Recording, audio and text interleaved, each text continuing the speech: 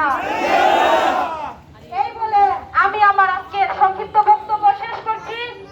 শহীদ জিয়া অমর হোক, খালেদা জিয়া জিন্দাবাদ, তারুণ্যের অহংকার তারেক রহমান জিন্দাবাদ, রাজবাড়ির নেতা আলীনওয়াজ মাহমুদ খৈয়ম জিন্দাবাদ জিন্দাবাদ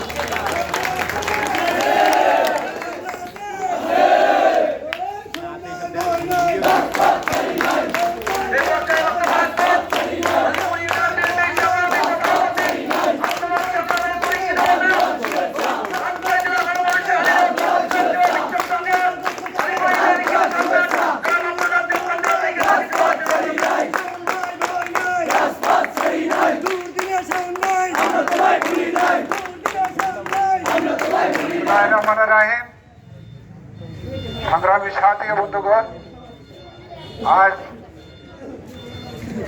এমন একটা সময়